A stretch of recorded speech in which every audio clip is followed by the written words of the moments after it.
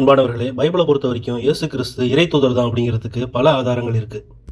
John 14:6 பார்த்தீங்கன்னா, நானே வழியும் சத்தியமும் ஜீவனுமாயிருக்கிறேன், என்னை அல்லாமல் ஒருவனும் பிதாவிடத்தில் வரான். அதாவது இறைவனை அடையணும் அப்படின்னா என்னுடைய போதனைகளை நீங்கள் கேட்டு தான் இறைவனை அடைய முடியும் அப்படிங்கிறத தெளிவாக சொல்கிறாரு. அதே போல் ஜான் 14:1 உங்கள் இருதயம் கலங்காதிருப்பதாக, தேவனிடத்தில் விசுவாசமாயிருங்கள், என்னிடத்திலும் விசுவாசமாயிருங்கள். இப்போ இதில் தனியாக தெளிவாகவே தனித்தனியாக சொல்கிறாரு. தேவனிடத்திலும் விசுவாசமாக இருங்க, என்கிட்டையும் விசுவாசமாக இருங்க அப்படின்னு. இதுலேருந்து என்ன தெரியுதுன்னா, தேவன் வேறு, இயேசு கிறிஸ்து இறை தூதர் தான், அவர் வேறு அப்படிங்கிறது தெளிவாக புரியுது. அதே போல் ஜான் 8:12 மறுபடியும் இயேசு ஜனங்களை நோக்கி, நான் உலகத்திற்கு ஒளியாக இருக்கிறேன், என்னை பின்பற்றுகிறவன் இருளிலேயே நடவாமல் ஜீவ ஒளியை அடைந்திருப்பான். இதில் தெளிவாக இயேசு கிறிஸ்து சொல்லியிருக்காரு என்னன்னா, என்னை பின்பற்றுகிறவன் அப்படின்னு தான் சொல்லியிருக்காரு தவிர என்னை வணங்குபவன் அப்படின்னு சொல்லலை.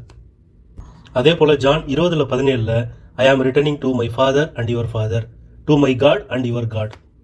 இதுலேயும் தெளிவாக என்ன சொல்கிறாருன்னா, என்னுடைய ஃபாதர் உங்களுடைய ஃபாதர் அப்படின்னும், என்னுடைய காட் உங்களுடைய காட் அப்படின்னு தான் சொல்கிறாரு தவிர ஐ ஆம் காட் அப்படின்னு சொல்லவே இல்லை. இதிலிருந்து தெளிவாக என்ன தெரியுது அப்படின்னா, இயேசு கிறிஸ்து ஒரு இறை தூதர் தான், இறைவனுடைய மகனும் அல்ல, இறைவனும் அல்ல. இவ்வளவு ஆதாரங்கள் இருந்தும் மனமுரண்டு பிடிச்சி கிறிஸ்துவ நண்பர்கள் இயேசு கிறிஸ்து அவர்களை இறைவனாகவும் இறைவனுடைய மகனாகவும் வழிபடுறாங்க. அவங்களுடைய மனமாற்றத்துக்காக இறைவனிடம் இறைஞ்சுவோம். நன்றி, வாழ்த்துக்கள்.